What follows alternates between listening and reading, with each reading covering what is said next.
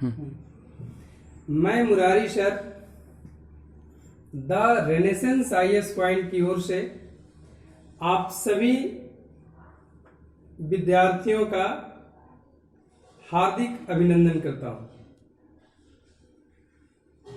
कुछ विद्यार्थियों का, कुछ स्टूडेंट्स का फोन आया था कि सर जब क्वेश्चन देते हैं तो एक छोटा सा उस टॉपिक के बारे में इंफॉर्मेशन भी होना चाहिए। तो जैसा कि आप लोगों को पहले मैंने क्वेश्चन दिया था लॉर्ड लिटन पर, आज मैं लॉर्ड लिटन पर एक छोटा आपको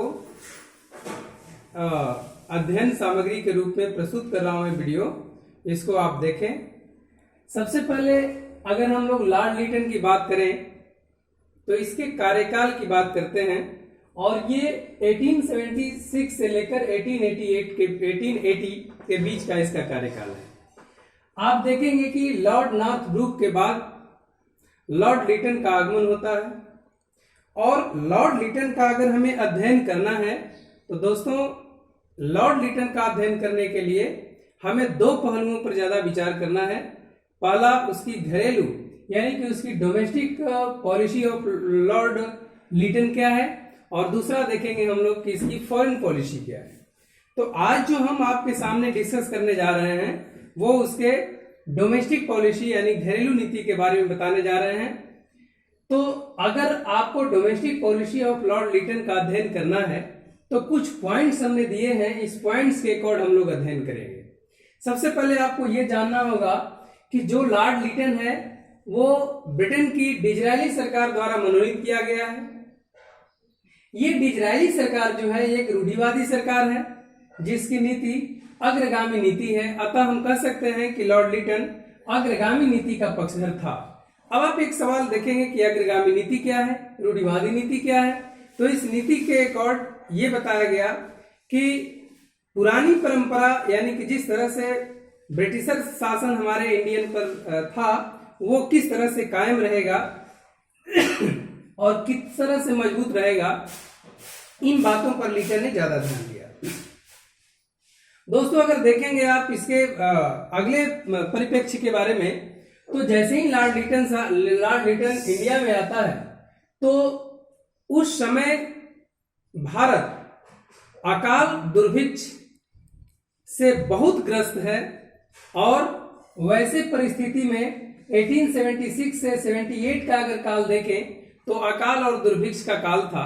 इसमें स्ट्रेची आयोग का गठन किया गया, और इस स्ट्रेची आयोग ने कुछ भारतीयों के लिए, कुछ लोगों के लिए रियायतें दी। रियायतें ये थी कि हर एक आदमी को खाने के लिए मुफ्त में भोजन चाहिए, और बेरोजगारी न हो इसके लिए पैसे की व्यवस्था करनी चाहिए।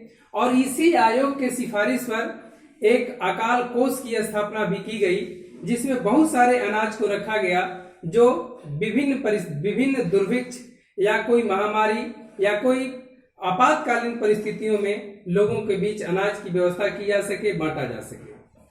दोस्तों जब आगे आप चलेंगे तो लिटन साहब की एक और नीति देखेंगे जो अबाध व्यापार की नीति है। इसको बोलते हैं अबाध व्यापार की नीति।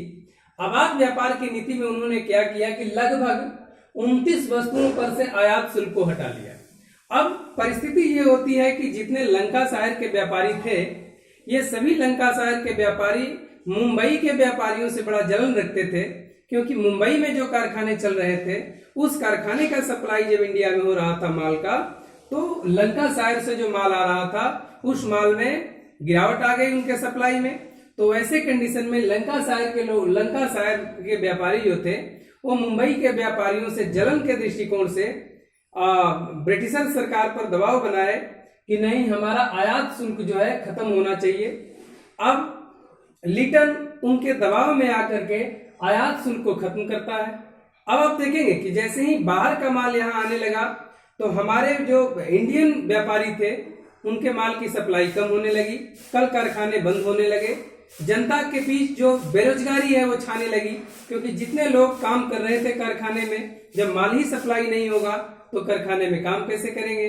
तो ऐसी परिस्थिति में जनता बेरोजगार होने लगी और एक जन आक्रोश, जन असंतोष पैदा होना शुरू हो गया। तीसरी कंडीशन, अगर अगला कंडीशन हम देखेंगे तो लॉर्ड लिटन का वित्तीय सुधार के बारे में हमें अध्ययन करना बहुत जरूरी है। वित्तीय सुधार में क्या किया कि ये लॉर्ड मेयो की वित्तीय प्रक्रमण की जो नीति थी उसको इन्होंने अपनाने की कोशिश की। वित्तीय सवाल उठता है कि वित्तीय प्रक्रमण की नीति क्या है, तो उस पॉलिसी के तहत इन्होंने विकेंद्रीकरण कर दिया, वित्तीय विकेंद्रीकरण कर दिया। और वित्तीय विकेंद्रीकरण करने के बाद उन्होंने जो देसी सरकारें थी, जो राज्य स्तरीय सरकारें थी, उनको अनुदान देना बंद कर दिया।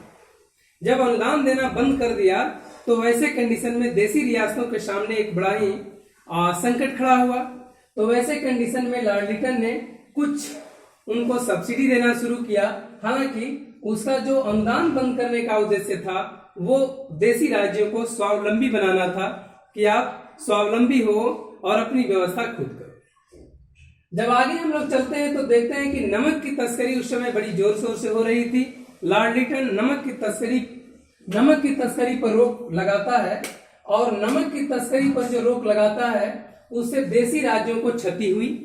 जब देसी राज्यों को क्षति हुई तो देसी राज्यों को मुआवजा भी देने की कोशिश की गई। हालांकि एक बात यहाँ और स्पष्ट हो जाता है कि नमक पर जो कर लगाने का अधिकार था वो सिर्फ और सिर्फ केंद्रीय सरकार को सौंप दिया गया। जब आप आगे देखेंगे तो इनके शैक्षणिक सुधार के बारे में हम लोग अध्ययन करेंगे। और शैक्षणिक सुधार में लॉर्ड लिटन ने मुस्लिम एंग्लो महाविद्यालय अलीगढ़ की स्थापना किया, जो आगे चलकर अलीगढ़ मुस्लिम विश्वविद्यालय के नाम से अभी भी विख्यात है। तो शिक्षा के क्षेत्र में ये एक व्यवस्था उन्होंने करा। इसके बाद राज उपाधि अधिनियम देखेंगे। राज उपाधि अधिनियम में क्या हुआ कि 1876 में ब्रिटेन की महारानी विक्टोरिया को कैसर हिंद की उपाधि दी गई, और उस उपाधि को भारत में घोषणा करने के लिए 1 जनवरी 1877 को एक सभा का आयोजन, एक दरबार का आयोजन लॉर्ड लिटन द्वारा किया जाता है, और इन्होंने कैसर हिंद उपाधि की घोषणा एक यहाँ पर सभा को स्थापित करके करते हैं। हालांकि अगर आप गहराई से अध्ययन करेंगे तो देखेंगे कि जब पूरा देश, पूरी जनता अकाल और दुर्भिक्ष से परेशान है, वैसे परिस्थिति में आप पैसे को पानी की तरह बहा रहे हो, तो ये उसी तरह से था जैसे नीरो बंसी बजा रहा था, रोम जल रहा था। जब रोम जल रहा था तो नीरो बंसी बजा रहा था। वही कहावत उन पर लागू हो रही थी, क्योंकि जब पूरी जनता दुर्भिक्ष और अकाल से पीड़ित थी, मर रही थी खाने के बिना, वैसे कंडीशन में इन्होंने एक विशाल धनराशि को कैसर हिंद उपाधि की घोषणा करने के लिए लुटा दिया। जन असंतोष, जन आक्रोश इससे भी बढ़ा। अगर आप देखेंगे आगे चलकर तो इन्होंने, अब हुआ क्या कि जैसे ही जन आक्रोश बढ़ा तो समाचार पत्रों में इनके खिलाफ, इनकी राजनीति के खिलाफ, इनकी रणनीति के खिलाफ बहुत सारी बातें उठने लगी। तो लिटन ने इन बातों को